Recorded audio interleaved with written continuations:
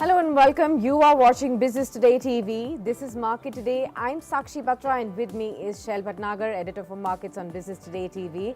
Well, the monthly options expiry played its part yesterday on the Nifty as the index snapped 2 days gaining streak. But it's Friday today. So will the bulls regain the lost ground as we begin another series? We'll discuss everything that you must track today to know where are the markets really headed. But first up, the top headlines this hour.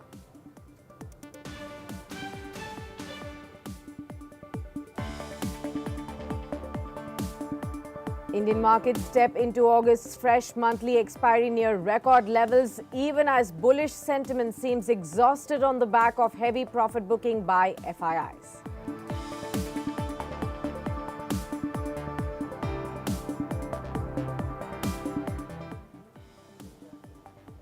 Investors will continue to focus on companies which report outstanding Q1 earnings as they seek value in a market that's been one of the biggest gainers globally.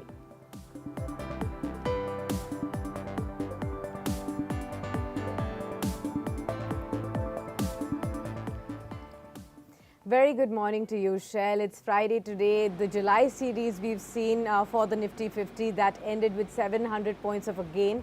And this was the first instance in 6 years that the index actually gained for 4 straight F&O series. So what does one really expect on the first day of the new series, but the last day of the week? Good morning, Sakshi, and good morning to everyone who's watching us on this wonderful Friday morning. Sakshi, there was a bit of an expiry-related move on the Nifty. Yesterday we saw about 120 point dip at 19,660 and the Bank Nifty shed something like 0.8%, 380 points down, 45,680. This happens after a very sharp run up that you've seen in the month so far, somewhere like 3.8% on the Nifty and 3% on the Bank Nifty. We can translate it into points, something like 2,500 on Bank Nifty and somewhere like 900, 1,000 points on Nifty. Remember, these are net levels. The intraday highs towards the psychological 20,000 point mark and the 46,700 point mark on Bank Nifty were additional gains, but the market has given that back. That's not a problem. The only issue, and I'd like the PCR to fire the Nifty chart that I had sent to them on a daily basis. The issue there is, Sakshi, that on a daily basis, you've seen an outside engulfing bar that has formed both on the Nifty as well as the Bank Nifty. If I may explain that bar, because we closed in red, the bar was red in color. And that means that the previous 4 or 5 sessions, the intraday range of that bar was something like 170 points between the high and low of the Nifty yesterday. Yes, this is the graph that I'm talking about. You see this huge red candle and it has engulfed the 4 or 5 previous session in terms of the highs and lows that they've made.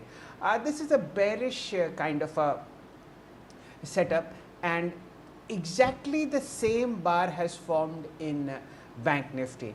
Now we all know that the market is overheated. You've seen this very sharp rally happening from 26th of June on both these indices. Like I said, about 1350 on the Nifty and 2900 points on the Bank Nifty. All those things have now to be digested, and that is one reason why you see sentiment now sort of moving away from the Nifty, because earnings, some of them have disappointed, banks are not moving, and IT is weak. That's the reason why we see market a bit skittish on the top side. It's consolidating. Let's give it a week, Sakshi, and then we'll see how the Nifty and the Bank Nifty pan out. But the trend for the moment is neutral to consolidating on both major indices, and we need to see how the options data is showing up. I see a lot of put build-up happening on short positions on frontline stocks, especially on the banking space. That's the first week of August, maybe banks will sort of go sideways and people will continue to find value in the broader market, and that value in the broader market, Sakshi, is happening in the Nifty Pharma Index. Sakshi. Yes, absolutely. And we will focus a lot on the pharma index and the stocks that have been flying away here and what is the best strategy with all our experts today. But Nifty Bank Shell, that was under pressure too yesterday. We did see it now declining in 4 out of the last 5 trading sessions. And yesterday's low was also the lowest in over a week. So what are you watching out for on the Nifty Bank then?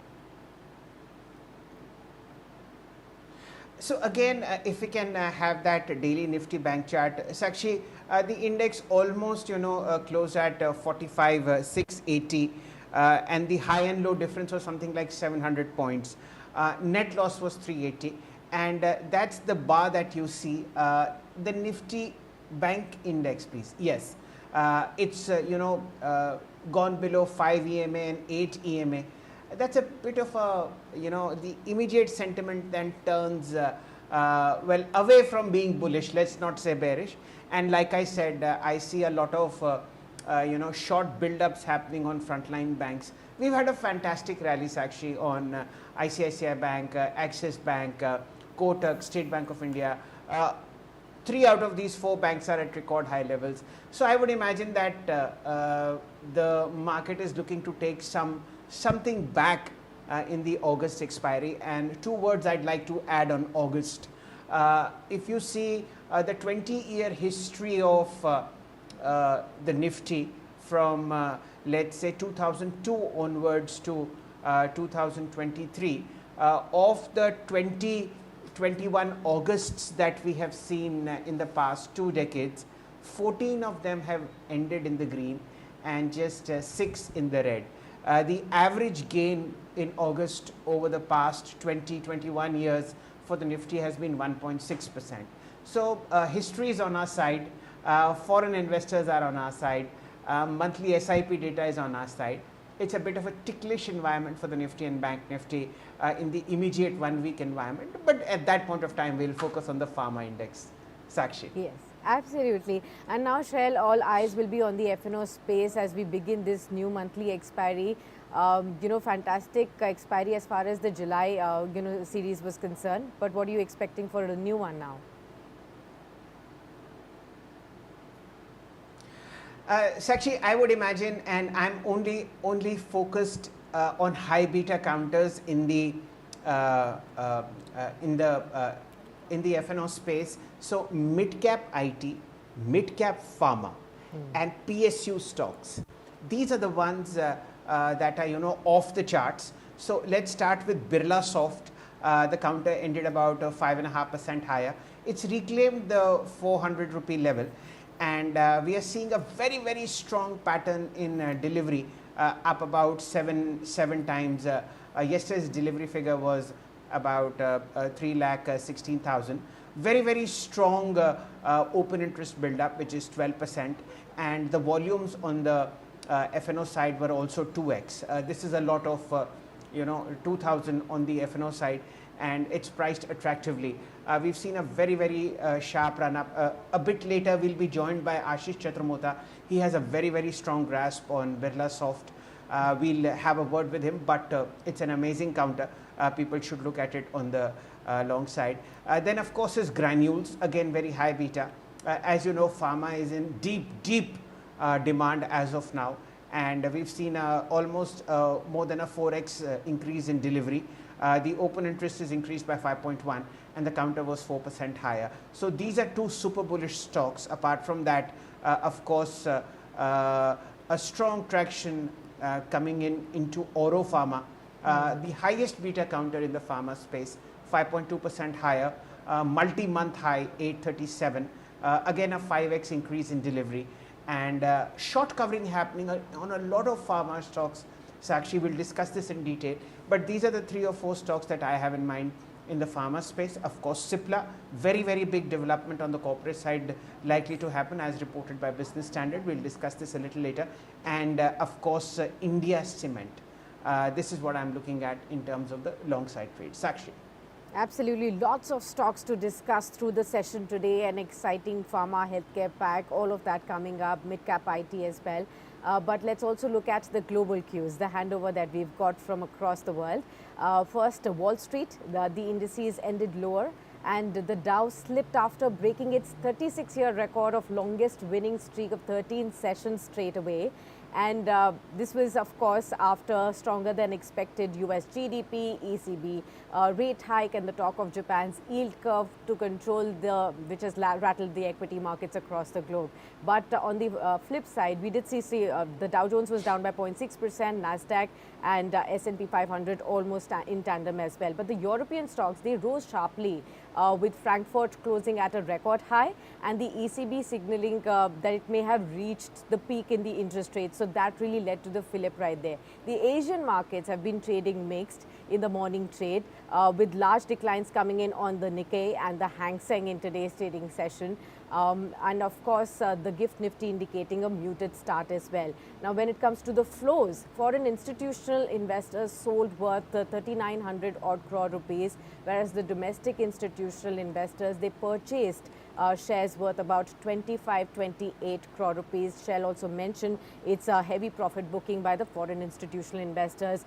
Shell, do you believe these rate hikes, decadal rate hikes by the US and the European Central Bank as well, has led to foreign investors really pulling money from the Indian markets and shifting money to the developed markets? And what could be the trend now? No, Sakshi, I think those are longer term trends and they remain focused on India being an island of safety. In a while, Mayuresh will join us. I'm sure he'll speak in great detail about that. One of 3,900 crore rupee sales by FIIs, just as one swallow doesn't make us a summer. Similarly, one negative day of heavy selling by foreign institutional investors doesn't take the shine off from our markets, which are in a firm bull grip. Sakshi, I won't read too much into it. It was the end of the month as far as the F&O markets are concerned, and they are in full agreement that valuations across the spectrum are in the upper 5% quartile, and sensible people who manage money as a fiduciary responsibility need to repeatedly book profit for two reasons. One, profit in the bank is better than profit in the book, and unless people book profit, then new ones don't come in. So don't read much into this number of 3,900. Of course, it's substantial, but it is partly offset by the DII purchases, and these things happen. I don't think so. It's something to be really worried about, unless there is a bigger trend that is emerging. And the bigger trend as of now is that foreigners are net buyers to the tune of somewhere like 19,000 crore rupees in July, and as you very rightly mentioned, for the last 4 months that we've seen the Nifty gallop so much. Sakshi. Absolutely, Shail. So lots of stocks to track. Let me also welcome my colleague Akansha Chaturvedi now, who has the details of the earnings post-market hours. Akansha, what are you tracking? Good morning, Sakshi. Good morning, Shail. So today we're going to talk about India Hotels. It's the hotel chain backed by Tata Group. They've put out stellar numbers for the first quarter of this financial year. The revenue was up 17%, profit was up 30%, EBITDA was up 13%. And all of this was backed by a strong travel demand in the quarter. The hotel chain recorded an occupancy of around 65%, which was up 11% from the last year this quarter. This was also backed by strong demand in their international portfolio. Now, when we speak about the Q1, they expanded their portfolio. They signed 11 hotels and also opened 5 new hotels. This is what has helped them show such stellar numbers. Now, the stock did close in red, 1.3% down in anticipation of the results. But in the past 3 months, if we look at the chart, we can see that the stock is up around 15%, while its peers, for example, Lemon Tree or ITDC, are up just 4.7% or 6.5% respectively.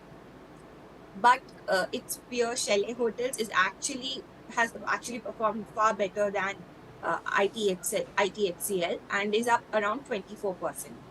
Now, with the ITC hotel demerger, I just wanted to understand, I just want to get some color from you, Shail, sir.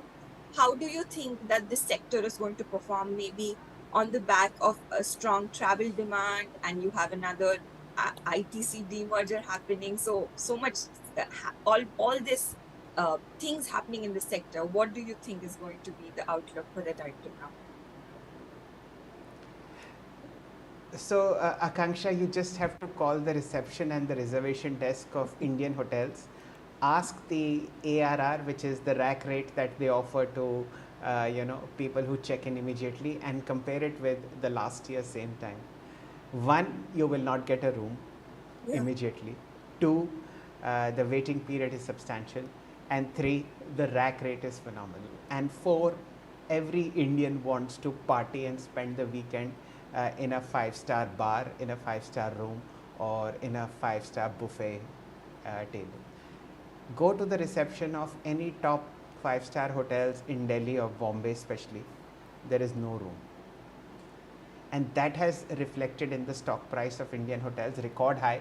Of course, they are consolidating over the last about a month or so, but the outlook is extremely, extremely bright. Of course, we have these corrective phases in the market where a rally of 20, 25, 30% leads to a correction of 10, 12%, which is fine. But the bluest of blue chips, and remember, the global vacation period for the Indian hotel industry starts in the second half of our financial year, which is say from October to March. That is the traditionally the golden period for both revenues as well as profit. So additional capacity is coming up in the form of new hotels. IHCL is taking a lot of properties on rent, and the future is extremely bright, as is the lobbies of many five-star hotels. Akanksha. Right. All right, thanks a lot, Akansha, for that. Let's now welcome our guest on the show, Mayuresh Joshi, joins in Head Equity Research at William O'Neill, India. Good morning to you, Mayuresh. Great pleasure to have you with us on Business Today TV with me and Shail right here. First up, your thoughts on the markets, especially in the Nifty. We saw the index fell to two-week low after correcting about 200 points from the day's high yesterday, but it does continue to defend that 19,600 mark. We've had all the macro, developments across the world, the US Fed rate hike, the ECB rate hike coming in, foreign investors pulling away money, booking a lot of profit in yesterday's trading session. What is the sentiment looking like to you now? Morning, Sakshi. Morning, Shail. I think when the market goes into a downtrend, we probably believe that, thank God, it's a Friday. I think that feeling probably comes through. Right now, the feeling is probably the market should extend in the weekend as well. So I think the sentiments, the feeling around the markets are very, very robust, very, very buoyant at this point of time. Again, largely, as I've been always pointing out, two things on which the markets will take shape. One, in terms of macros, both global and local, which are looking fine at this point of time. And second, as a supplementary and a complementary function to those macros, will be how earnings are playing out. And earnings have largely played out wonderfully well so far. You pick up any banks or financials, whether it's a PSU, a private bank, or an NBFC as well. I think the numbers have been stellar, except IT companies, where I think the expectation was anyways muted, and Infosys being one of the outliers within the entire pack itself. I think numbers actually have largely held out, which gives us the entire perspective and premise that earnings should also hold up, giving more fillip to the markets itself. China is still struggling, and they might still struggle over the next few months and next few quarters, which means FIS ka paisa idhar hi aana hai, they have no choice.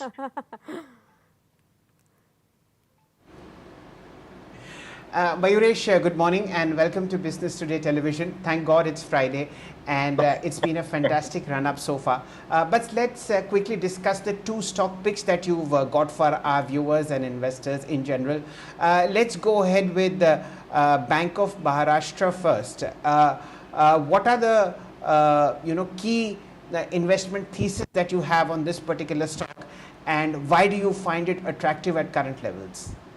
So, Sir, two aspects. One, I think on a year-on-year basis, most banks have done well. I think you probably need to now identify where a large outperformance has been on a quarter-on-quarter basis. I think that's where Bank of Maharashtra has probably stood out in most parameters. You look at NIMS as an example, close to 3.86 versus 3.78 quarter-on-quarter. So they've actually shown an expansion in NIMS. Return ratios have remained very, very healthy.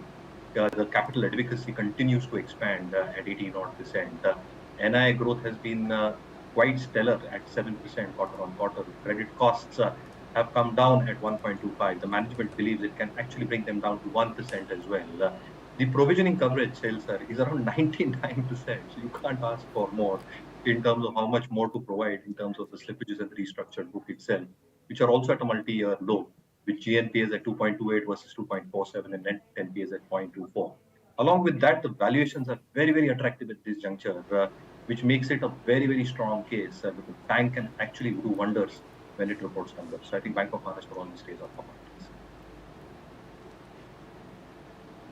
And absolutely, if you look at the 10-year graph, which is there right in front of our screen, we've seen an all-time high somewhere of about, 80, 85 rupees. The stock at about 34 has seen a lot of value explosion already. But as Mayuresh pointed out, deep value coming in. Where else, can you find a bank with has a 12-year, a 12-month earnings of about 3,000 crore rupees on a trailing 12-month basis, and a market capitalization just of 24,000 crores. A lot of other details that we can share on this bank, of course, is the fact that the high and low range that you see on this one is about 16 to 36 rupees. Deep value across the PSU banking space. And as Mayuresh very, very rightly pointed out, that it is one of those banks where deep value resides, and we've seen a single digit PE coming on these stocks.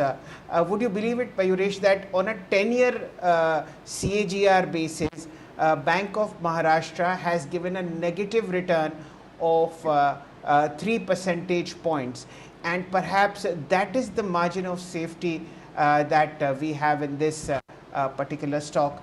PE of just 8 and a price to book of 1.5. Would you want to elaborate on anything else as far as Bank of Maharashtra is concerned?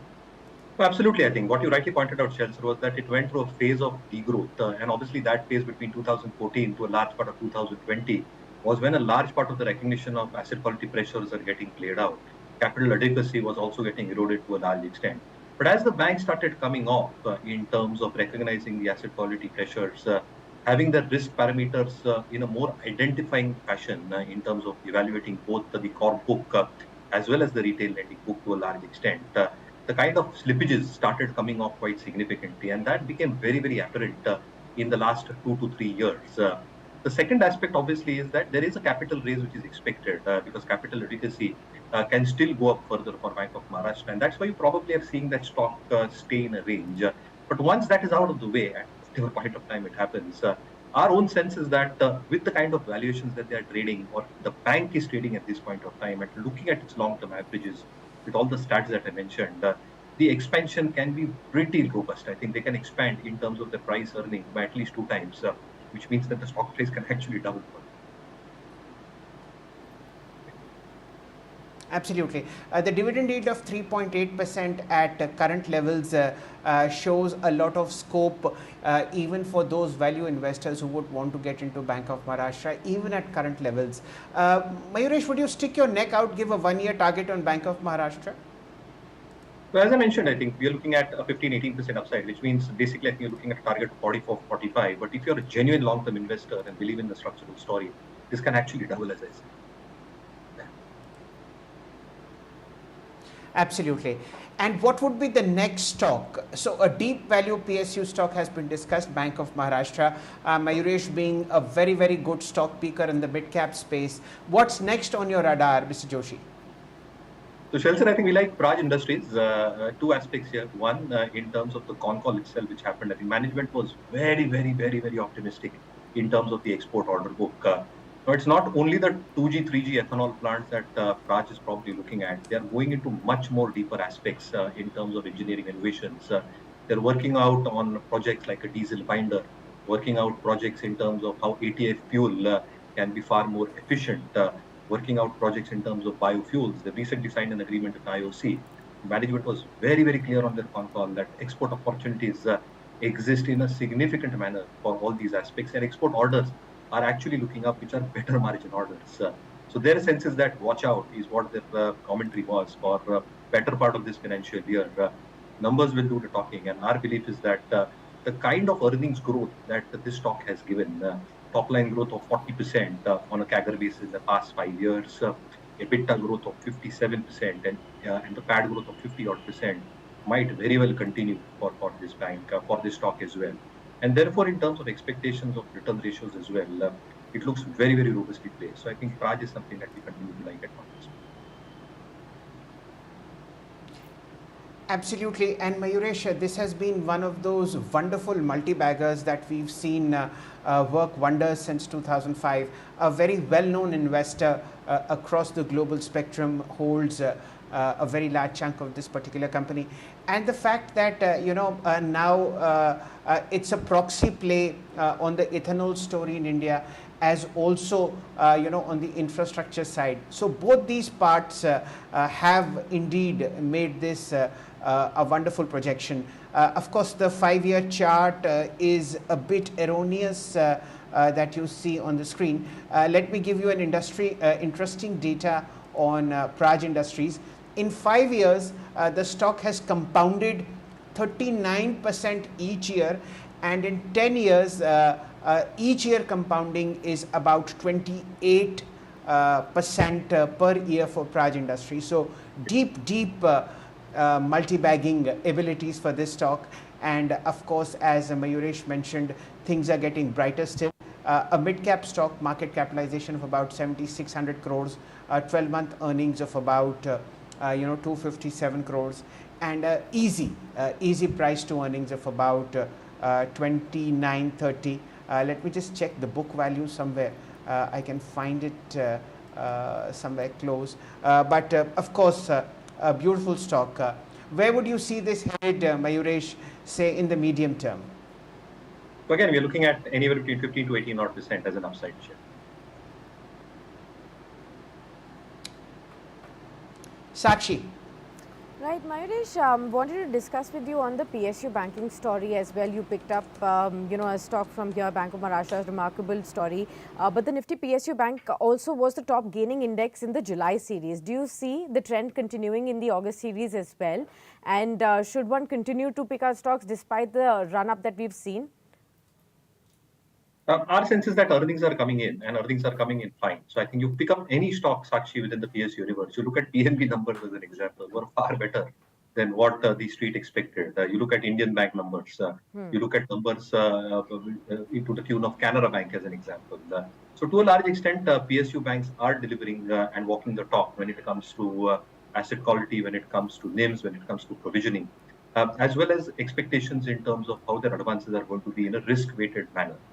And therefore, I think there is enough scope, both from a valuation perspective, which still remains very, very reasonable for the entire universe, and selective stocks within. I think anybody who's probably looking at PSU banks can also probably look at the entire PSU basket. I think that also probably looks attractive at this point. Okay. Mayuresh, one more stock that I wanted to discuss with you. Mayuresh, two quick. Shail, just 1 second. I just wanted to discuss with him on the railway pack, especially, after the recent run-up that we've seen. Of course, RVNL, which has had a remarkable story, of course, after the OFS opened, yesterday the stock slipped about 6-7% odd. But what is your opinion on the RVNL OFS? In some of these railway pack, we've seen, a maximum amount of wealth getting created, at least in the last 1 year. Well, absolutely. I think wealth has got created, no doubts about it, Sakshi. But I think valuations have also now become a little bit more expensive. So I think you should probably now realize and be cognizant that earnings growth over the next 2 years will be on an extremely heavy base. So can these railway stocks continue to outperform?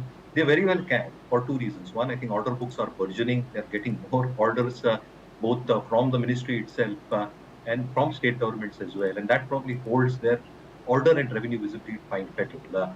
Second, execution is also improved quite significantly, means that operating leverage will play out. So one must wait for pullbacks on these stocks to probably enter.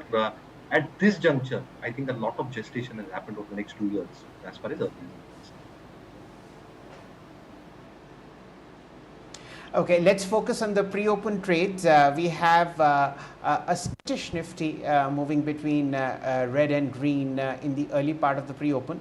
but let's focus on stocks before we get a certain hang on the Nifty. Reliance 0.5% higher, 25.15. Remember, we begin with heavyweights. ICICI Bank percent up, 9.99.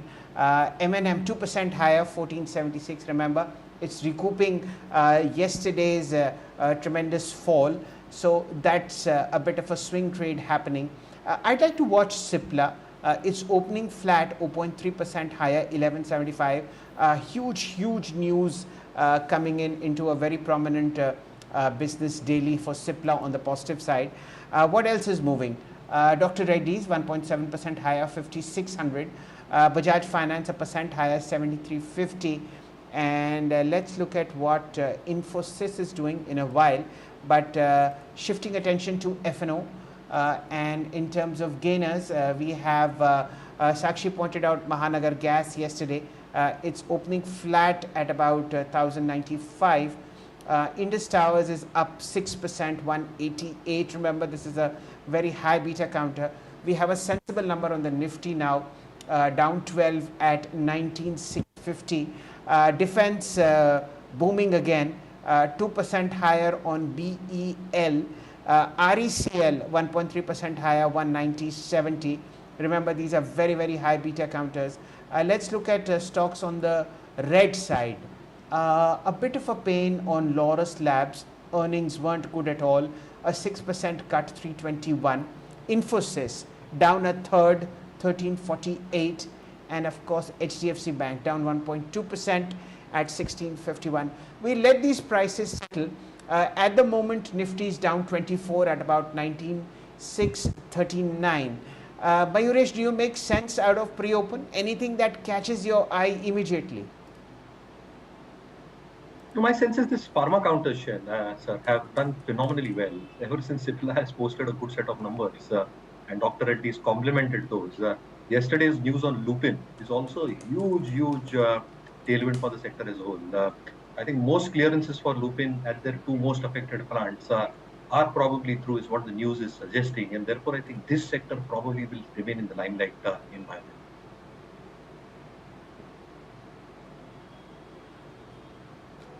Look at some of the Sakshi, other what stocks have you watched? then. Bharat Electronics, let's look at this counter. Of course, the revenues for the quarter came in up 12.8% year on year. The net profit grew by 23%. So BEL is a counter that will be in focus on the back of earnings. Lupin already, Mayuresh pointed out after the news development yesterday will be in focus. From the pharma counters, Ajanta Pharma. That counter also should be coming up on your screen. Let's look at that one as well. So Ajanta Pharma US sales were up 19% year on year. The African shares, however, sales, however, underperformed. The net profit was, however, higher than the street estimates over here. And the shares were up yesterday, 3%. And you're looking at a similar number, 1600 odd right here. 1550 was the last number that I checked, last trading price. So there is an uptick for that one. Sona BLW Precision. Let's look at this counter from the auto ancillary pack as well. Remember, the earnings came in yesterday. The revenue was up 25% year on year, and you can see an uptick, 1.2% higher, 598 currently for this counter as well. JK Lakshmi Cement. Let's look at that one. There was a fall in the earnings, a 30% fall in the consolidated profit this time around, and impacted by the disappointing operating numbers. So it's a 2% cut on JK Lakshmi Cement at this point in time. But Mayuresh, your thoughts on the entire cement pack? ACC also came out with the earnings, and after that JK Lakshmi Cement. How are you looking at the cement pack right now? So looking at it in a very positive fashion over the next 2 years, actually, two things. One, I think input costs will even go further down. So what you're looking in terms of pet coal prices, freight costs, logistics, the power costs as well, with a lot of waste heat recovery plants being operational across cement companies, will reduce their operational costs to a large extent and improve their EBITDA and EBITDA per ton. The second aspect in terms of a second half recovery, where analysts are expecting a lot of activity to actually start picking up quite significantly. That will boost the utilization levels to 75%. A lot of capacities are coming up in a very constrained manner, and therefore, as 75% level gets hit across the sector, operating leverage starts getting played out. I think ACC has reported a very good set of numbers, both in terms of volume growth, the EBITDA margins at 16.3%, far higher than what the street expected. Ultratech also is something that plays on a radar, and within the mid-cap universe, JK Cement is something that probably should be on your radar. Right. The absolute good time to introduce another friend, Mr. Ashish Chaturmota, Executive Director and Fund Manager at JM Financial Services Limited for the PMS part of the business, joins in. Ashish, welcome. It's a great jugalbandi that's going to happen between one very well-known technical expert, which is Ashish. He also picks stocks fundamentally, and of course Mayuresh, the head of research at William O'Neill. Both of them are very good friends, and I'm also fortunate to be a part of that particular clique. Ashish, let's start away with your stock picks. NTPC, what do you like there? It's done fantastically well in the July expiry, up about 9%. Yes, good morning. Good morning, everyone on the panel. So, yes, we like NTPC, and just to give us a disclosure, we own the stock in the portfolio in the utilities space. We like it for two reasons. As you know, we look fundamentals, we look technicals. So, from a technical perspective, first of all, if you look at this is almost after 2010, 2011, we are seeing levels are about 200, in NTPC. That's a almost 12 to 13 year kind of breakout, which we are witnessing in NTPC. So with this kind of multi-year breakout, after consolidating for good 12, 13 years, generally if you see a breakout, then these breakouts are more sustainable in nature, and it gives a medium to long-term trajectory to a stock. And that's where I think 188 is going to be a new key important support zone for NTPC. And considering it's a multi-year breakout, I think there is a very strong possibility NTPC could deliver 20% kind of upside from current levels in the medium term time frame, which gives us an indicative target of 240 levels. Now, from a fundamental perspective, if you look at this stock is quoting at one time price to book from its financial year 25 estimated basis, so which is a very low price to book in terms of valuation. And in terms of growth trajectory, there are two important key triggers which are happening. First, there is a peak shortage of power at this point of time, and that's where the traditional business, which is your thermal business, is going to make a strong return on equity, and because the tariff rates are going to be higher. So that gives us a very good indication that the traditional business is going to gain a lot of traction from current levels due to this peak power shortage. But the bigger alpha will get generated because of companies' strong presence in the renewable energy segment. And why? Because if you look at the public sector undertaking versus the private enterprises, NTPC or companies like SJVN, they typically have access to low cost of capital. So compared to their counterparts in private enterprises, they typically get access to almost 200 to 250 basis point lower cost of debt, and which makes them clear cut beneficiary of this mega trend which is emerging in the renewable energy segment. So keeping this in mind, if you give a 1.5 time price to book to NTPC, then I think that also gives us a indicative target of 250 to 60 from a fundamental perspective. So keeping these two things in mind, I think NTPC could be a structural Absolutely from current levels. Absolutely. And Ashish, if Mayuresh and I had even tried together to come up with more important highlights of NTPC, I am sure both of us would have failed in front of you. So ladies and gentlemen, you heard it all about NTPC from the man himself. Of course, let's get in Mayuresh a bit also, because he can add immense value on the fundamental side. 1.2, 1.3 times book, and believe me, it's these prices we had, what we see on NTPC 201, 195, 196 were last observed in the year 2008.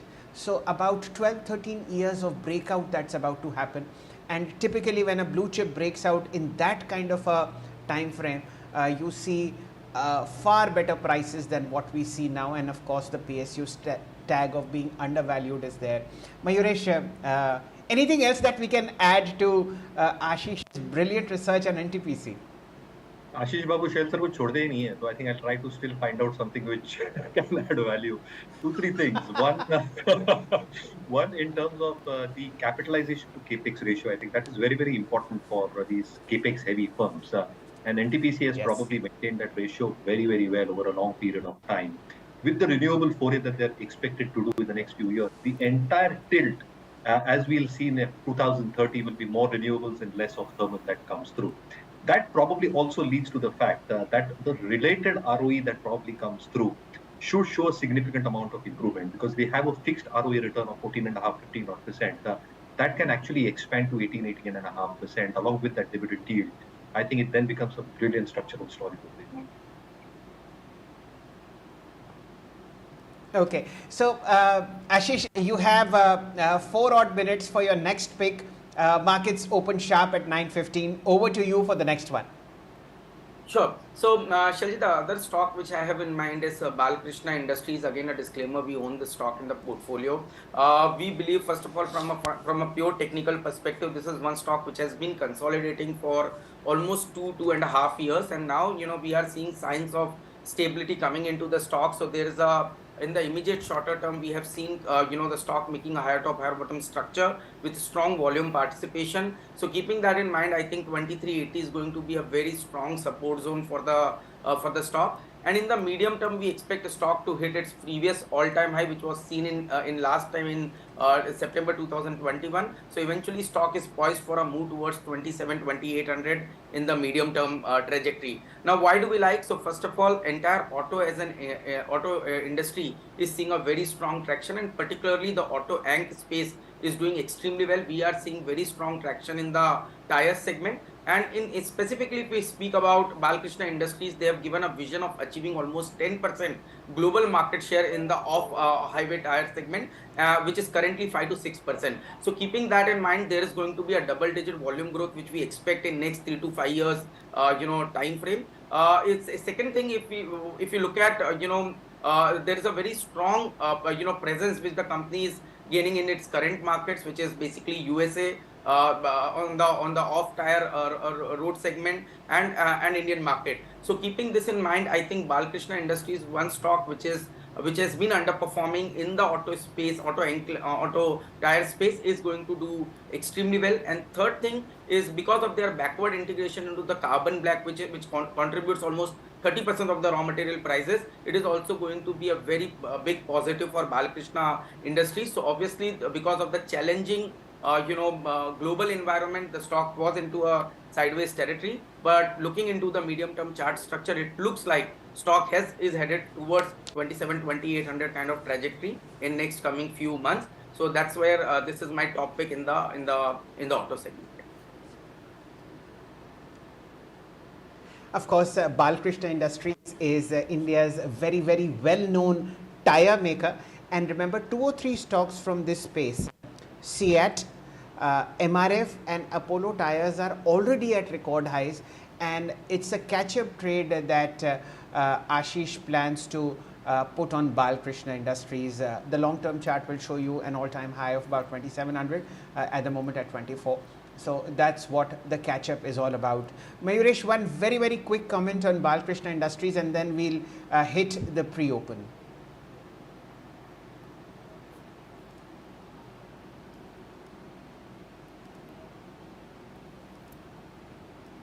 Sir, could you unmute yourself? I think you're on mute. I don't. Yeah. It's my mistake. Sorry. I think the plant in India is going to be a key game changer for Balkrishna, because I think that is where a lot of production capacities will ramp up and at a lower cost. So I think the per cost tire dynamics are going to be definitely better, with better realizations and margins in the export markets. I think that will make Balkrishna stand.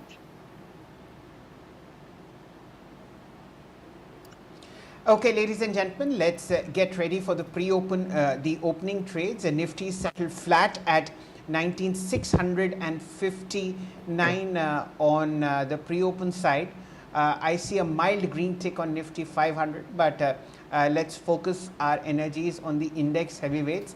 These are the ones that set the mood for the first 15 minutes of trade.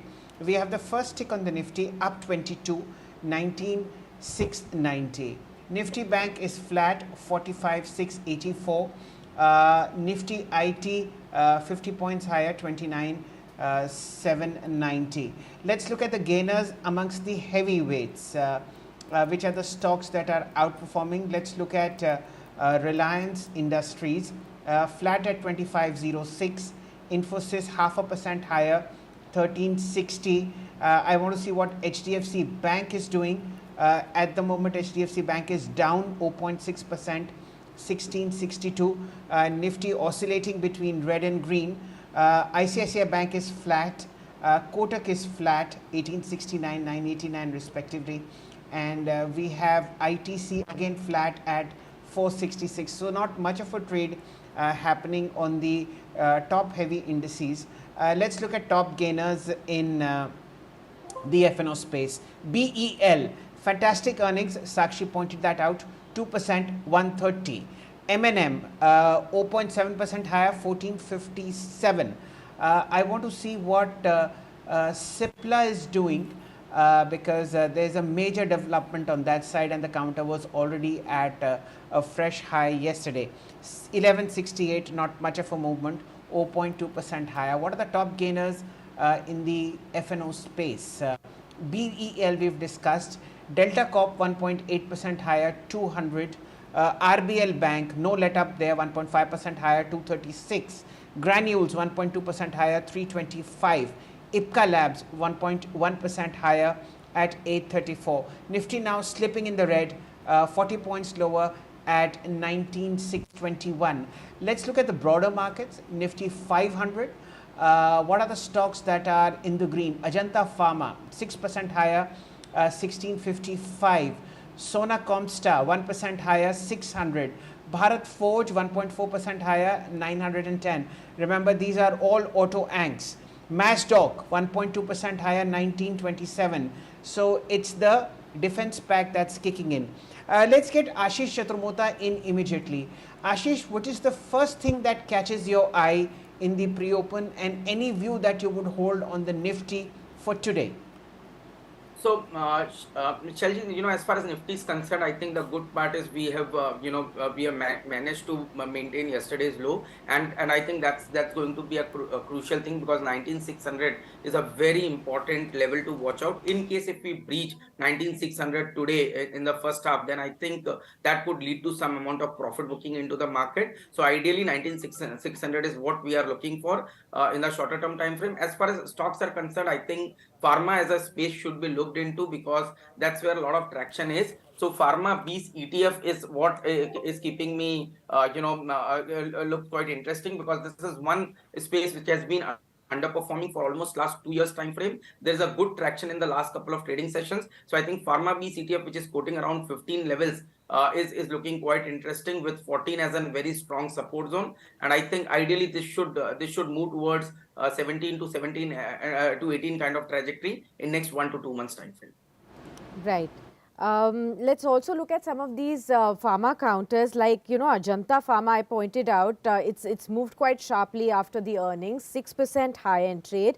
Dr. Reddy's, you have Apollo Hospitals, Divis Laboratories. These stocks are kicking in. A 0.5% improvement now on Cipla as well. It had first tick was in the red, but now you're looking at some movement right there. So these are the pharma counters that are moving.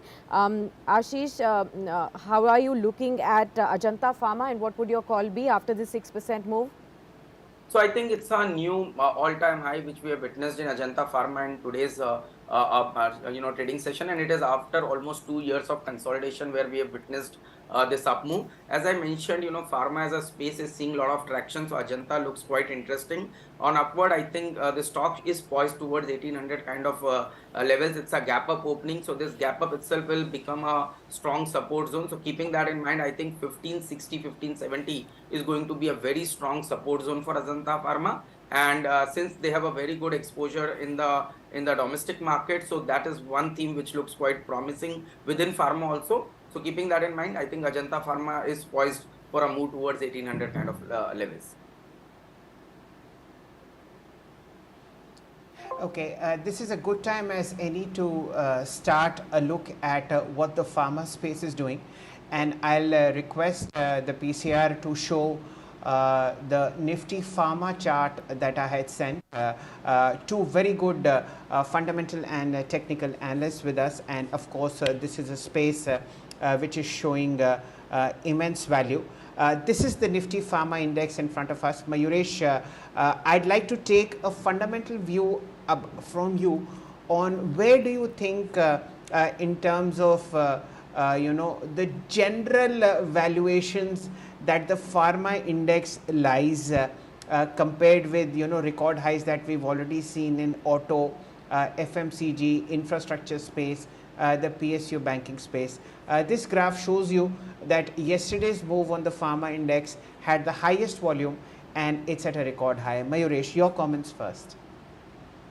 So, Shail, I think to a large extent it is still an under-owned sector, and to a large extent, as earnings have started coming up quite nicely, Q4 earnings were relatively better. Q1 earnings for most pharma companies are holding out very, very well as well. So, in terms of the median standard deviations on forward price to earnings multiples, it's somewhere in the middle of both the average and the high end of the multiples that we've probably seen. So, there is enough scope for these companies to grow.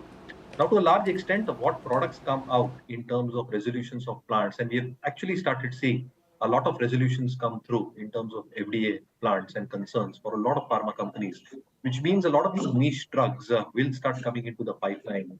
Better margin drugs, and therefore the visibility with these drugs coming in over the next few quarters will ensure earnings visibility stays put. Third, I think cash flows remain extremely strong, like the FMCG index for the pharma index, and therefore if you probably look at the cash flow yield, is extremely, extremely strong for pharma companies with an increasing trend, both in terms of top line and an operating leverage which gets played out because margins will largely remain stable or increase going forward with these high niche drugs. The bottom line growth will be far better than the top line growth. And therefore, I think this is one sector which is largely under-owned, where earnings expectations have started picking up, and where earnings delivery can be consistent over the next few quarters, helping us believe that stocks within this sector can definitely be looked at from a medium-term perspective.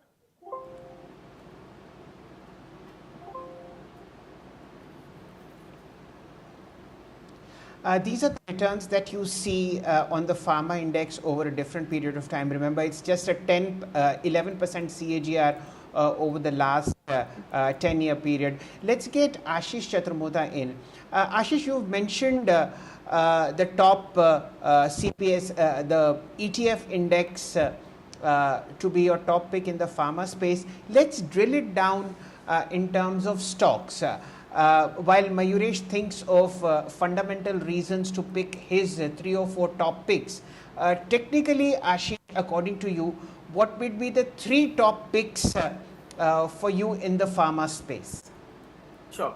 So my first topic would be Shailji Sun Pharma, because this is one stock which has been underperforming for almost now, I would say 7-8 years, and after almost 8 years, it is trying to retest its 2015-16 levels, and there is reason because the specialty business is now seeing a lot of recovery, and that's where I think a lot of traction is getting built into Sun Pharma share. That's the reason why the stock has been consistently moving from 700 to almost 1130, but still it's an underperformer because this stock has been in range for almost 8 years time frame. Keeping this in mind, I think there is a fresh breakout which has happened in the medium term at 1040, 1050 levels, and keeping this in mind, I think stock is poised for a move towards its previous all-time high, and eventually a crossover could lead to a move towards 1350 to 1400 in the medium term time frame. So that gives us a indicative 18 to 20% kind of upside in Sun Pharma from current levels. My second pick would be Dr. Reddy's. Again, this is one stock which has been consolidating for last 3 years, and there is a very strong volume traction which we are getting we are seeing in Dr. Reddy's. So keeping this in mind, I think 5300 is going to be a new base in Dr. Reddy's, and on upside, I think stock is poised for a move towards 6,000, 6,100 kind of levels in days to come. So I think Dr. Reddy's, Sun Pharma, these are the 2 names, and then in the mid cap category, I think Alchem is one stock which is looking quite promising because of their exposure to the domestic business. It's very less affected due to any kind of uncertainty which happens in the US markets. So keeping that in mind, Alchem Laboratories is poised for a move towards 43, 4400 kind of trajectory, and on downside, I think stock has a very strong support around 3850, 3900 zone. Okay, so 3 top picks here. The sector leader, Sun Pharma, the sun is really shining on this stock. We've seen terrible 5 years on this one, and the under ownership is now getting harmonized into buying by at least top end people. If you see how the delivery patterns come in, of course Dr. Reddy's strong earnings there, and Alchem Labs already near record highs. This was on the large cap space. I'm hoping and praying that Mayuresh joins up with some real mid cap spaces on the pharma space. Deep under ownership. We've seen a lot of pain coming over the last 5 years, and that ownership which is under owned is getting rectified now. Mayuresh, over to you. Your top 2 or 3 picks in the pharma space. So I think I largely concur with Ashish. I think mid caps are still expected to take some time, Shelter, in terms of earnings picking up. And therefore, Dr. Reddy's probably looks very, very attractive at this juncture. I think the kind of launches that are expected now, Spiriva, and there are a few more launches which are expected, which can take their US sales in excess of 20% with a very high margin kind of a business. And therefore, I think the margin trajectory and exit run rate can be even 16 or 17% or even 18% as a best case scenario. And therefore, as earnings start playing out quite meaningfully for Dr. Reddy's, along with these new key launches and the expectations of key markets holding up, I think the earnings expansion, both in terms of bottom line growth and PE expansion, should be very, very evident. So I think Dr. Reddy's is something that we will keep on our radar. The second stock obviously is going to be Cipla, and a large part has been largely gestated by the market. But what the market is not probably expected to see is that new launches will still take their revenue growth far, far higher. So all the inhaler launches which are expected to come through, albuterol as a key example over the next few months, I think that can be a key changer in key markets, and that can actually change the fortunes of Cipla from an earnings perspective in a very, very significant manner. So our sense is that the kind of numbers that they've posted, specifically US based on terms of how Revlimid has performed, I think a lot more drugs will come through. They're actually looking at 4 to 5 peptide injectables expected to come through with our high margin products, and which can probably relate in terms of how earnings trajectory will be. Similarly for Dr. Reddy's, I think in the same breath, if you probably look at biosimilars and a large part of the integration happening for the molecular development in-house will lead to significant earnings expansion. The third stock, as I mentioned, I think Lupin, if those concerns are probably taken out on their plants, that is the biggest overhang that Lupin probably has at this juncture. What you've seen, Shelter, Q3, Q4, Q4, Q1 will be relative kind of outperformance that Lupin has started to deliver. And if the overhang in terms of the FDA plants actually go out, both in terms of Pitampura and Goa as well, you're expected to see huge number of launches come through for Lupin. And as margin expansion happens, I think the entire trajectory in terms of analyst expectations on Excel sheets will actually take a turn from the second half for the better. So I think this can be one dark horse that can probably deliver quite significantly over the next. Absolutely. Let's go to Ashish and take his views on Lupin. Thank you, Mayuresh, for those lovely discourses and the 2 stocks that you shared with us in the pre-open space. Over to you, Ashish, and the Lupin intraday chart is in front of you. Interesting prices that I see. Last 4 months of successive gains, and now you are actually likely to see 4 digits coming on the stock after December 2021. Very, very high short covering happened in the month of July's expiry, and the all-time high for Lupin is, would you believe it, 2141.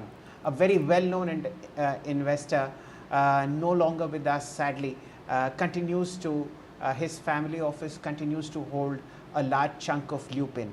What are the charts telling you here, Ashish? Sure. So, when we see that the sector is seeing a very strong tailwind, there are a lot of, stocks which have been underperforming for years. We'll see very strong short covering, and as I rightly mentioned in case of Lupin, I think that trend is clearly getting emerged where we expect stock to see strong short covering, and in the last 3 to 4 months time frame, the kind of volume activity which we have witnessed in the stock on every time it has been seeing an uptrend.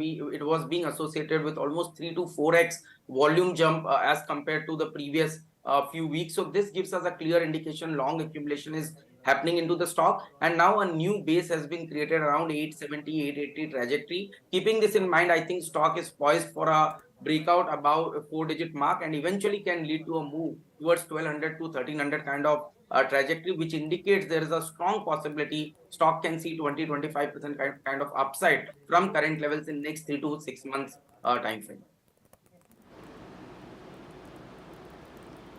Okay, that's a technical view that's coming in on Lupin, and again we'll have the chart of Cipla drawn up. This has been one of your favorite counters, Ashish, and yesterday was a blowout day. Fabulous earnings that the company announced. It increased its guidance for margin as well as US business, and today we have a business daily saying that a 15 to 20% minority stake is available in this company for the taking, and some PE funds are of course in the race. We haven't confirmed this, but that's there. 1180 on the charts with a very strong breakout volume yesterday of about 14 million shares. Cipla's chart, what is it telling you, Ashish? So again, the same story where we think the stock is a breakout after consolidating for almost 11 to 12 months time frame with very strong volume participation and with strong results. I think new base is getting created around 1100 kind of trajectory. Keeping this in mind, I think again this is going to lead the pharma basket, and eventually I think the way the charts are panning out, it looks like after this breakout we are going to see move towards 1350 kind of trajectory in coming days. And that's the reason why I mentioned about pharma biz, because if you look at the overall contribution coming from the large cap players like Sun Pharma, Cipla, Dr. Reddy, or even players like Lupin, or in the mid cap space, if you look at the performance of stocks like Aurobindo Pharma or Glenmark, which has been a clear underperformer for many years, I think this is a time we should seriously look into pharma bees as an ETF to get an exposure to all these pharma names, where I think a clear trend is getting emerged from both medium to long term perspective. Okay. These are the 6 stocks that we are watching technically and fundamentally on the pharma space. As far as Ashish is concerned, he likes Sun Pharma, Dr. Reddy's, and Alchem Laboratories on the charts. Mayuresh's top picks are Dr. Reddy's, Lupin, as well as Cipla. So that's a wrap up on the sectoral play that we do on a daily basis. Over to you, Sakshi. What have you seen ticking on the charts? Nifty flat, Bank Nifty down 250 points. Well, it's the mid-cap stocks, small-cap stocks that are flying away, especially the small-cap and the mid-cap IT pack. Birlasoft, let's look at that stock. Shail, you had mentioned this stock earlier, and I think Ashish also has been looking at this stock. It's now at a 52-week high, up very sharply in today's trading action. 3.5%, 4% up in trade right now, 417 coming in. In the same breath, let's mention Intellect Design Arena. This stock has suddenly shot up quite a bit today, 12% up I think I see on the stock right now. Let's also look at Tanla Platforms, Cyient. These are the other stocks that are moving. But let's first take your view, Ashish, on Birlasoft, and then we will take all of these stocks up in trade too. So we have been holding a very quite constructive view on Birlasoft, because this is one stock which has been continuously outperforming the mid cap IT peers. Whether we compare it with Persistent, or for that matter LTI or LTTS, at least in the last 3 to 6 months time frame, there has been a consistent rise in Birlasoft, and every time this rise is being associated with very strong delivery activity as well as volume action. And even in today's trading session, there is a very strong price volume action which we are witnessing, and stock has crossed an important resistance zone of 400 levels. So keeping this in mind, I think 450, 460 is what we are looking in the immediate shorter term as a price target in Birlasoft. And this is despite the fact that overall Nifty IT as an index, or the large cap peers have been underperforming, but this kind of strong relative outperformance indicates that Birlasoft is going to take a lead, and a move of at least 8 to 10% from current levels could not be ruled out in Birlasoft. Okay, Intellect Design, Ashish, what about this stock? Why is it flying away and what do you see on the charts? So again, the stock has been, correcting for last 7, 8 trading sessions, but the today's jump of almost 11 to 12% is with very, very strong volumes, where we have seen in the morning session itself volumes crossing almost 30 lakh shares. So this is a clear indication that the entire sell-off which we witnessed in last 7, 8 days is getting covered by this today's price volume action. So keeping this in mind, I think now 610 is going to be a very strong support zone for Intellect. And I think the way medium term charts are indicating, it looks like we are heading towards 710, 720 kind of trajectory in Intellect Design arena. Okay. Ashish, we've been hearing most of our experts, and Shell is also of the view that, the worst is perhaps already priced in the IT pack, and now is perhaps the best time to pick and choose some of the IT majors. Apart from the big four IT majors, the blue chip companies, now the focus is coming back on the mid and the small caps as well. Anything else that strikes you apart from Birlasoft and Intellect here? Yeah, so I think if you look at some of the names like Newgen Software is something which is Yes. catching our eyes. And then just to give a disclosure, we hold this stock in our portfolio. So if you look at Newgen, this is one stock which has hit a fresh all-time high after consolidating for almost 2 years time frame. And if you look at the volume action, in this month itself, stock has been able to cross almost 1.5 crore shares in this particular month, which gives us a clear indication that there's a very strong buying interest which is being witnessed in Newgen software. So stock has formed a strong base around 750, 760 trajectory. So keeping that as an support level, I think stock is poised for a 4-digit move. So we are looking for 1,000 kind of targets in Newgen software in the small cap mid cap IT space. Okay, we've discussed the booming mid-cap sector space on the software side, and no discussion on this space can be over, especially with Ashish Chattarmota, unless we talk about KPIT Technologies. Sakshi, believe me when I tell you this, that Ashish and another dear friend of ours, Chandan, have been the flag bearers of these two stocks, these three stocks actually: KPIT Technologies, Birlasoft, and Tata Elxsi. Ashish, over to you for KPIT Technologies. We've seen earnings coming in fairly strong 2 days ago. The stock in a sideways consolidating zone. What are the longer term movements that you are seeing on KPIT Technologies? So post results again, the stock is showing a very strong traction, and if you look at the relative performance of KPIT versus any of the mid cap IT names, whether it's Tata Elxsi in the medium term or LTI or LTTS for that matter, it's a clear outperformer. And with obviously dealing with 11 to 12 top global OEMs in the world, KPIT has been consistently seeing very strong quarter on quarter growth momentum.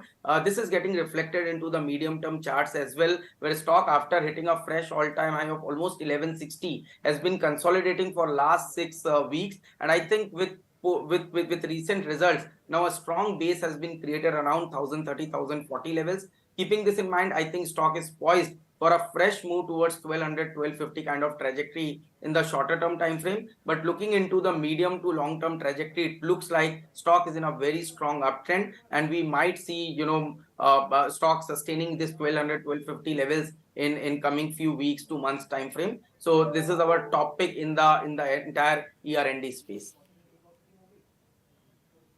Okay, apart from this, Ashish, I wanted to now bring your attention to the housing finance companies, the power finance companies, all of those as well. We've seen sudden sharp moves. REC, PFC, they've been on consistent record highs day after day, very low valuations, and great price points as well. Your thoughts here on these particular stocks? So again, these are all multi-year breakouts which we have witnessed after almost 12 to 13 years time frame, whether it's a case of REC, PFC, or for that matter stocks like even NTPC. We mentioned about the same kind of pattern getting emerged into NTPC, but the way this REC PFC stocks have given a massive breakout after consolidating for 12 to 13 years. I think this re-rating is going to continue with strong, I would say, dividend yield with lower price to book. These companies are very very undervalued and under owned at the same time. So this gives us a very strong indication that this outperformance will continue from stocks like PFC and REC. Our top pick would be PFC in this space, where I think the stock has been consistently on an uptrend, but a new base has created around 238, 240 trajectory. So keeping that in mind, I think it is poised for a move towards 280, 290 in the immediate shorter term time frame. Sakshi, that was a brilliant question on PFC and REC. Some data that I'd like to hand out on this particular stock. Remember, it's at a record high, and the 10-year CAGR is 15% a year.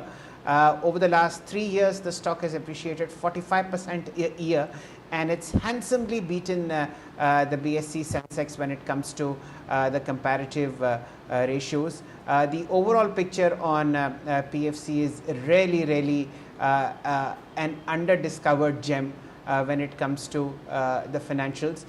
If you look at the market capitalization, even at a record high, Sakshi, it's at 67,000 crores, and the revenue is 77,000 crores.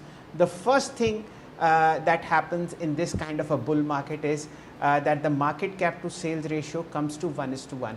So you can well imagine the upside that Ashish is actually hinting at. Trailing 12-month earnings are at about 15,900 crores, and the revenue, like I pointed out, was 77,600 crores. Sometimes the markets explode in terms of giving the correct valuation to a lot of under-owned and under-priced assets, and that is the reason why you are seeing these sharp rallies in PFC and REC, and the entire PSU back. If you look back in time, Ashish has picked up NTPC, Mayuresh has picked up Bank of Baroda. He's talked about a very high move coming in PFC and REC. So these are all government assets which were going begging till about 6 months ago, and value getting exploited here. Ashish, your top pick in the defense space, again dominated by PSU companies.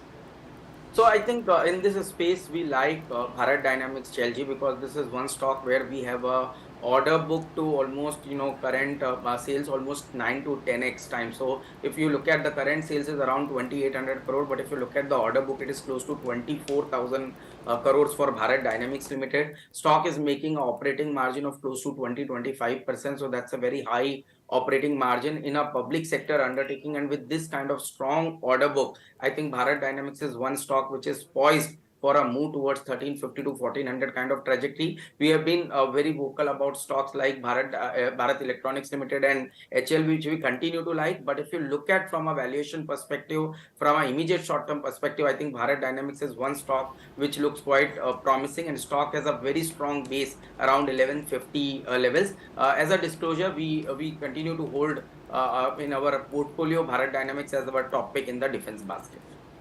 All right then, Ashish, just stay on with us. Now joining in on our corporate radar is Mahindra Holidays, and we have with us Mr. Kavinder Singh, MD and CEO of Mahindra Holidays and Resorts. The company has reported its Q1 earnings. We have seen a decline coming in on the profitability front as well. But I wanted to first ask you, Mr. Singh, first. We've seen the entire sector of hospitality seeing a very strong recovery after COVID-19. And of course, after the COVID boom, now you have the G20 presidency boost as well. First up, give us the overall sense of the sector. What are you looking at? What's the sentiment like, since you are seeing it on an everyday basis? Yes, you are right indeed that the leisure travel is seeing significant tailwinds. We are seeing significant momentum in our business as well. If you look at our India operations, and that's where we delivered 90% plus occupancies. And these occupancies helped us to deliver us the best ever resort income, which grew by 10% on a YOY basis. If you were to look at our total income, it has grown by about 17% on YOY basis. Our EBITDA at 101 crores is up by 19% on a YOY basis, and so is our PBT, which is also up by 19% on YOY basis. If you look at member additions, which is a critical indicator for our performance, our member additions were robust and they grew by about 23%, which means people are buying more memberships, which means there is a desire to travel to our 100 plus resorts. We crossed the 100 resort mark as well, and we have now 5,000 rooms now. Our aim, declared aim, is to take this to 10,000 rooms in about 6 to 7 years.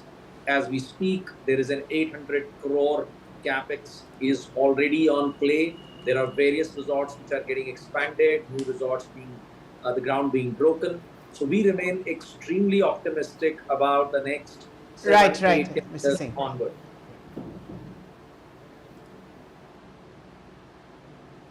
Mr. Singh, good morning and welcome to BTTV. I think you have one of the most envious jobs in the corporate sector, enjoying fabulous properties of Mahindra Holiday Resorts, and at the same time being in a professional setup. Mr. Singh, paint for us a picture of where these resorts, where these fresh rooms will be added. Are you looking at tier 2, tier 3 cities across India? And will this be a geographic expansion across the world, or is it limited to India? So, as I must start by saying that currently we have about 6 projects which are going on. We broke ground in this quarter with about a 236 room resort that we intend to build in Ganpati Phule. That is a 250 crores investment. There is already in Kandaghat, which is on the way to Shimla, a 185 room expansion plan is on. We are investing approximately 230 odd crores there. As we speak, we also acquired a resort in Jaipur, about a 72 key resort, which will be also further expanded. We also are expanding our Goa resort by about 50 rooms, Puducherry resort by another 60 rooms. We are also looking to break ground in Theo, which is in Himachal, another 150 crore investment. So in sum, about 750 to 800 rooms and an investment of about 800 crores is already at play. Talking about the decisions related to international, as you know, we have an international timeshare company, and that's why at a consolidated level, you see the results a little soft because Q1 is not a seasonally good quarter. The inflation rates in Finland are high, as a result of which the spa hotels, which is one part of their business, suffered while timeshare did extremely well. So Right. that's the reason for the Q1 performance Sure. to be what it is. We have no plans at this moment of time to acquire any companies internationally, but we keep looking at properties in Middle East and Southeast Asia. Okay. Mr. Singh, I wanted to understand on the room additions that you've been doing. You currently have about 5,000 room capacity. But if I want to understand from you a larger vision of by when do you see it doubling in capacity, what would you say? So 5,000 keys is what we have. It's a great benchmark for us that we have hit 5,000 number. Now the site that we have set is to hit 10,000 in about 7 years time. By 2030, we should hit 10,000. We have been anyway clocking 400 rooms every year. We'll have to now increase our run rate almost double. Obviously, it won't double in the immediate year, but as we move forward, it will begin to accelerate because as projects begin to deliver what we have put them in motion. Oh.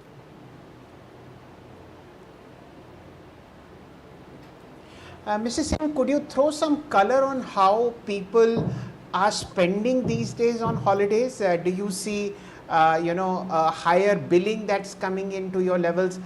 From what we understand, the industry is talking about, aspirational holidaying, people spending, increasingly on different kind of gourmet foods, top-end hotel properties. What is your understanding of the Indian tourist now compared with what he or she was 5 years earlier?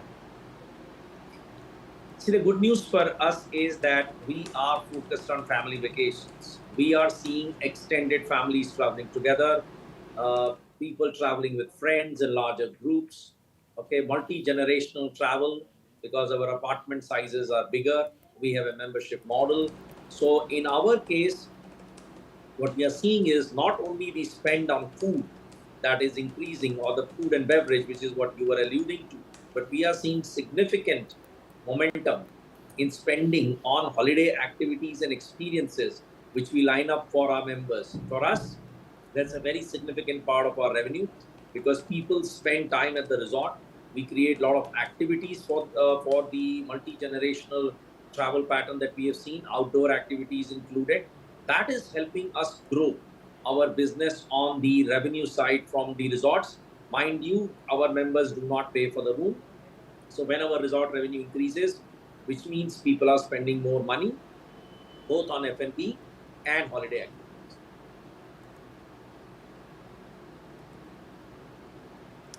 Right, Mr. Singh, and in front of you is the long-term charts of Mahindra Holiday Resorts. Any last thoughts that you would want to share with your shareholders? Where is the stock headed? Underpriced, overpriced, evenly priced? One view on the stock from you. Yeah. So as far as we are concerned, we remain committed to delivering exceptional experiences, rapidly increasing our inventory, rapidly growing our member base. To be honest, we really don't look at the stock market or the stock charts because we know that once we do good work, the market has to recognize that. As you can already see, the stock has run up in the last few weeks. And that's because the market has realized that there is a huge amount of hidden value in our business. I just want to leave one thought for your viewers. Just look at our deferred revenue. In this quarter, we moved the deferred revenue up by 66 crores. Last year, we moved up by about 200 crores. In our business, because when we take memberships, the revenue is not immediately booked, it gets deferred while the costs are immediately accounted for. It's the most conservative accounting as per Ind AS, and that is what gives me the confidence that we are looking for even better times ahead because lots of deferred revenue that is there sitting, which is growing as a big pile, 5,400 crores. It's only going to come into the accrual format into our membership fee income in our profits. So that's something that your viewers should look out for because we are a very different business from a traditional hospitality business. We are a zero debt business. We have a cash position which is extremely strong, 1136 crores, and we have very strong expansion plans. Right, Mr. Singh, it's a pleasure to host you on Business Today television. I hope that you make supernormal profits and all the wonderful resorts that you have across India and in the all touristy parts of the world, they do very well. Thank you for joining us. Over to you, Sakshi. Right. Let's go back to Ashish. Ashish, what's buzzing is also the PSU banking space. We briefly discussed it, pre-open with Mayuresh. He picked out some stocks, but now looking at, Canara Bank, even Bank of Baroda, you're looking at Indian Bank, Bank of Maharashtra, all of them up in trade, Punjab National Bank, sharp moves coming in. Your thoughts on the PSU bank space? So we have been quite constructive about the entire PSU banking as a basket. Our top pick, obviously in the large cap space remains SBI, where we are looking for 670, 680 kind of trajectory in the immediate short term. But we have been very, vocal about PSU Bank B's ETF, which is currently quoting at 51 levels, and we have been talking about this ETF since 30 to 30 levels kind of trajectory. In the last 6 months itself, it has delivered very strong return, and I think again it's a multi-year breakout in this ETF because almost it's I would say 12 to 13 year breakout which we are witnessing. Again, at a valuation front, if you look at most of these PSU banks except SBI are quoting below 1 time price to book. But if you look at the loan growth momentum is in a range of 17 to 18% for most of these banks. So with a very strong credit growth momentum with NIMs getting expanded and NPAs under control. With this kind of valuation, there is going to be a lot of re-rating which we are going to witness in the PSU banking basket. So I think again I would like to play this basket through this ETF, which is currently at 51 levels, and I'm looking for 60-62 levels as in my target in next 3 to 5 months time frame in this public sector PSU banking ETF.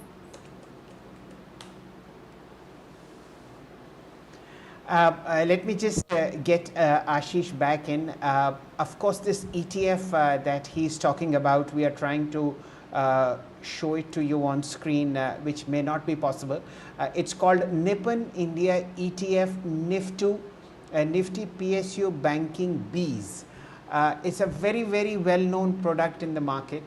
And for those who are wanting to play this obvious PSU rally in the banking space, this is a very good vehicle. Let me just say what the all-time high here is, somewhere like I think 400 rupees. It's available at 51 now. That's the deep value embedded in a lot of PSU banks, of course, with a fair bit of correction. And like I have pointed out earlier, Ashish was one of the very few analysts who spotted this opportunity somewhere like 32, 33 rupees, and it's shown a fantastic rally over the last 1 year. The immediate high that we see is 53 rupees that came somewhere in December 2022. That's likely to be taken out given the size of the chart here. So this is the best way to play the rally in the PSU banking space. No headache to look at individual PSU stocks. Of course, you can look at Bank of Maharashtra, which Mayuresh pointed out, but a simple and fabulous way to play the markets in a non-headache kind of a format is just by the ETF. And Nippon India ETF Nifty PSU Bank Bees is what you can buy from the market. Sakshi. Absolutely. You know, some of the other stocks, you know, Shail, you were mentioning Mazagon, and, you know, we are now looking at Garden Reach Builders and Engineers.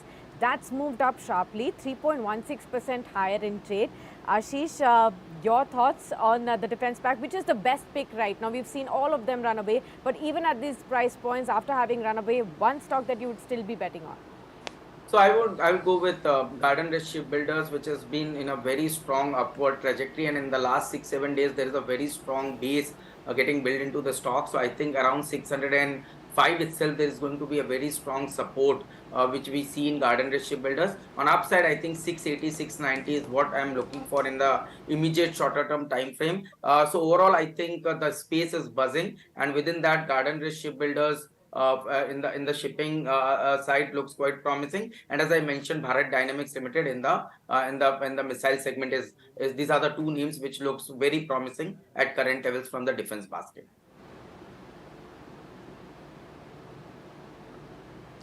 Sakshi, there's some news coming on Garden Reach Shipbuilders as well.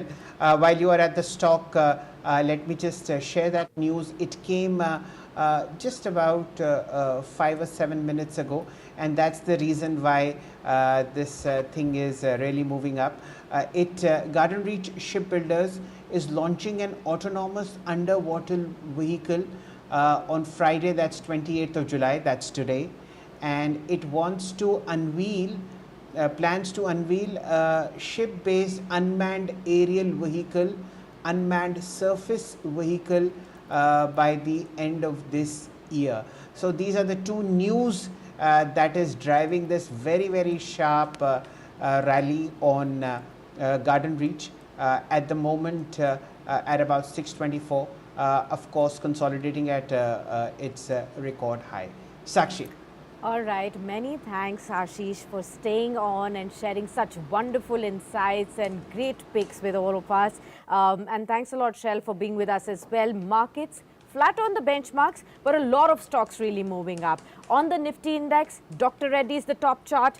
Adani Enterprises, Reliance Industries is now up 1.2%. M&M, Power Grid, these are the stocks that are moving. On the sectoral indices, PSU banks clearly leading today.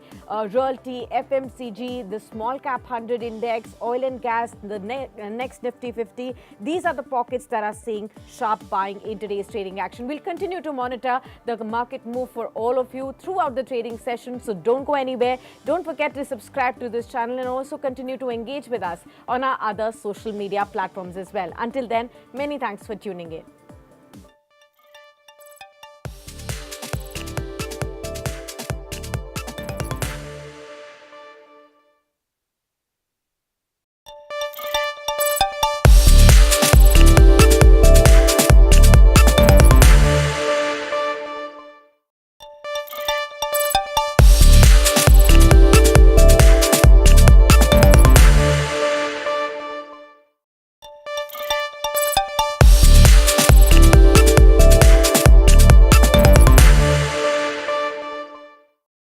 Hello and welcome. You're watching Business Today TV. I'm Sakshi Batra. Well, the air-conditioned restaurants in India continue to levy forced service charge on consumers.